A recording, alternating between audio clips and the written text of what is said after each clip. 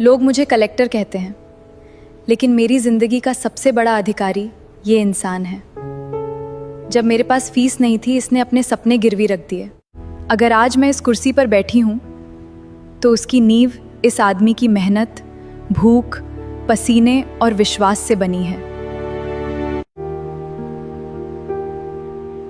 आज बहुत लोग कहते हैं कि ये रिक्शा चलाता था। मैं कहती हूँ हाँ, चलाता था। उसी रिक्शे के पहियों पर बैठकर मेरा सपना मंजिल तक पहुंचा है। मुझे अपने पति पर उतना ही गर्व है जितना अपने इस पद पर।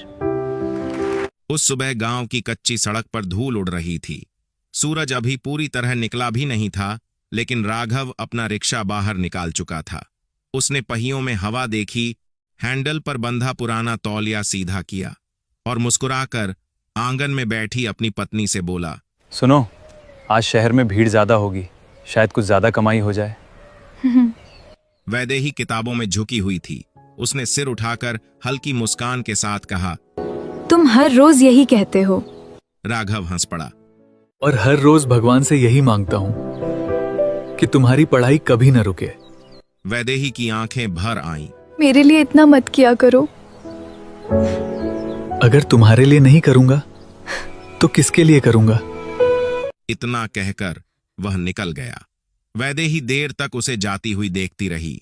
उसकी पीठ पर पसीने से भीगी हुई पुरानी कमीज थी, लेकिन कदमों में ऐसा भरोसा था जैसे वह किसी बहुत बड़े सपने को ढो रहा हो।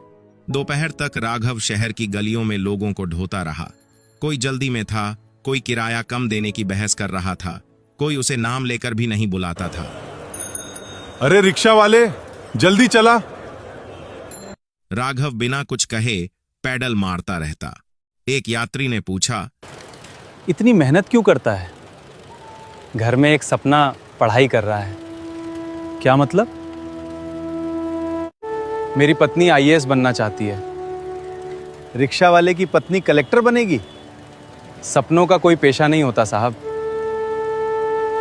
यात्री कुछ पल चुप रहा। उतरते समय उसने तय किराए से 50 रुपए ज्यादा दिए। भाई, तेरी बात दिल को लगी। राघव ने पैसे लेने से पहले कहा, दुआ दे दीजिए, वही सबसे बड़ी कमाई है। शाम को वह घर लौटा। वैदेही मिट्टी के चूल्हे पर रोटियां सेंक रही थी। आज कितनी कमाई हुई? इतनी कि तुम्हारी अगली किताब आ जाएगी। और तुम्हारे जूते? राघव ने अपने घिसे हुए जूतों की ओर देखा। अभी तो चल रहे हैं। झूठ बोल रहे हो।